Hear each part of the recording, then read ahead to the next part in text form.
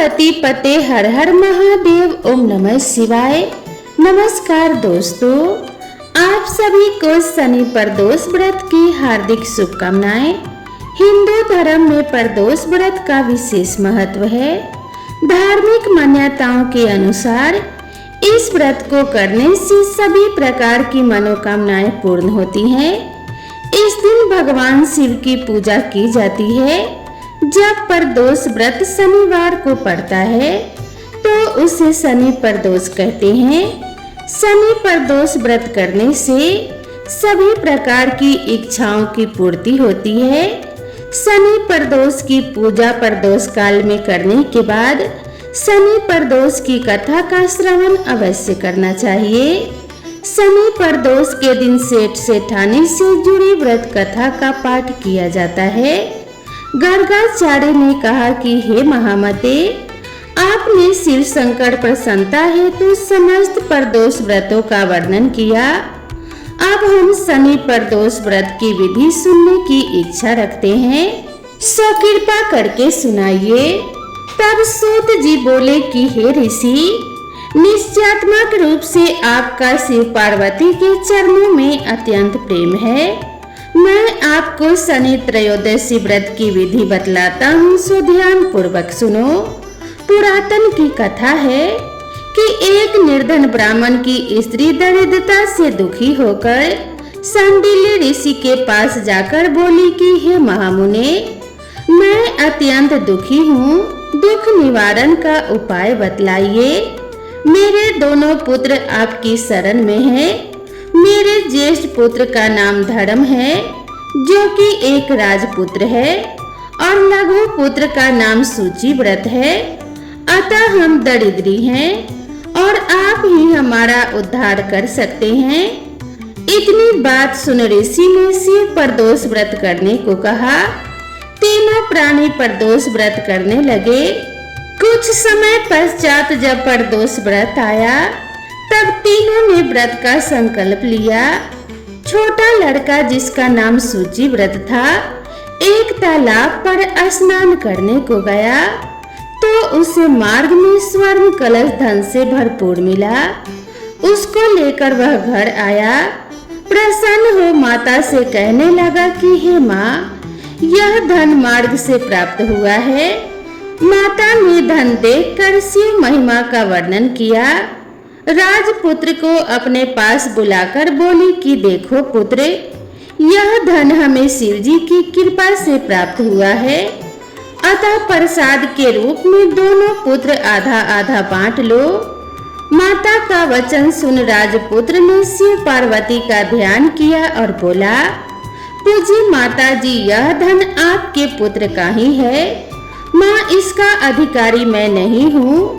मुझे शंकर भगवान और माता पार्वती जब देंगे तब ले लूंगा। इतना कहकर वह राजपुत्र शंकर जी की पूजा में लग गया। एक दिन दोनों भाइयों का परदेश भ्रमण का विचार हुआ। वहां उन्होंने अनेक गंधर्व कन्याओं को क्रीड़ा करते हुए देखा। उन्हें देख सूचिव्रत ने कहा, भैया अब हमें इससे आगे नहीं जाना। इतना कह सूचिव्रत उसी स्थान पर बैठ गया, परंतु राजपुत्र अकेला ही स्त्रियों के बीच में जा पहुंचा। वहां एक स्त्री अति सुंदरी राजकुमार को देखकर मोहित हो गई और राजपुत्र के पास पहुंचकर कहने लगी कि हे सखियों, इस वन के समीप ही जो दूसरा वन है, तुम वहां जाकर देखो, भांति भांति के पुष्प खिले हैं।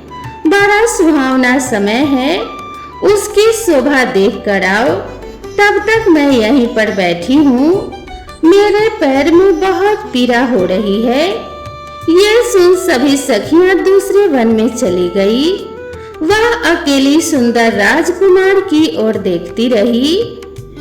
इधर राजकुमार भी कामुक दृष्टि से निहारने लगा। युवती बोली, आप कहाँ रहते हैं? वन में कैसे पधारे? किस राजा के पुत्र हैं? क्या नाम है?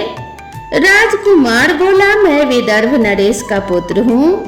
आप अपना परिचय दें। युवती बोली, मैं विद्रविक नाम के गंधर्व की पुत्री हूँ। मेरा नाम अंशुमति है।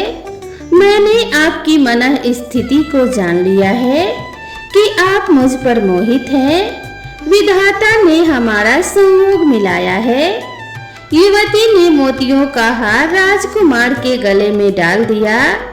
राजकुमार हार को स्वीकार करते हुए बोला कि हे भद्रे, मैं आपका प्रेम उपहार स्वीकार करता हूँ, लेकिन मैं निर्धन हूँ। राजकुमार के इन वचनों को सुनकर गंधर्व कन्या बोली कि मैं जैसा कह चुकी हूँ वैसा ही करूँगी। अब आप अपने घर को जाएं। इतना कहकर वह गंधर्व कन्या सखियों से जा मिली। घर जाकर राजकुमार ने सूची व्रत को सारा वृतांत कह सुनाया।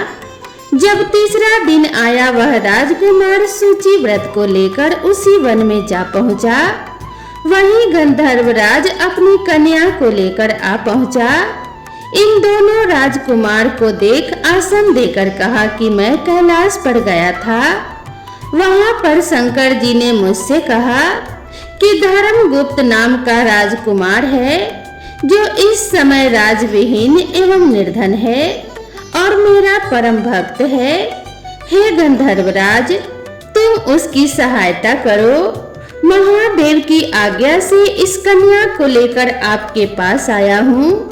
आप इसका निर्वाह करें। मैं आपकी सहायता कर आपको राजगद्दी पर बिठा दूंगा। इस प्रकार गंधर्वराज ने कन्या का विधिवत विवाह कर दिया। विशेष धन और सुंदर गंधर्व कन्या को पाकर राजपुत्र अति प्रसन्न हुआ। भगवत कृपा से वह समय उपरांत अपने शत्रुओं का दमन करके राज्य का सुख भोगने लगा। इस प्रकार भगवान शंकर की कृपा से उसे अपने राज्य की पुनः प्राप्ति हुई। भगवान शंकर की पूजा करने से सभी प्रकार के कष्टों का नाश होता है और अनेक प्रकार के सुख समृद्धि की प्राप्ति होती है। जो अति दुर्लभ है उसे भी प्राप्त किया जा सकता है। भगवान शंकर बहुत ही दयालु एवं भोले हैं और अपने भक्तों से अति शीघ्र प्रसन्न हो जाते हैं। प्रसन्न होकर सुख समृद्धि एवं धन्य धान्य प्रदान करते हैं। सुखी जीवन और निरोगी काया का आशीर्वाद देते हैं। तो प्रेम से बोलिए भगवान शिव और माता पार्वती की जय। तो दोस्तों, आप सभी को यह कथा कैसी लगी कृपया कमेंट करके जरूर बताएं और इसी तरह की नई नई कथाओं और नई नई कहानियों के लिए मेरे चैनल से जुड़े रहें। तो मिलते हैं इसी तरह की नई कथा और नई कहानी के साथ। तब तक आप सभी दोस्तों से निवेदन है कि चैनल पर पहली बार आए हैं तो चैनल को सब्सक्राइब कर लें और इस वीडियो को एक लाइक जरूर करें। तो मिलते हैं इसी तरह की नई कथा और नई कहानी के साथ। तब तक के लिए राधे राधे।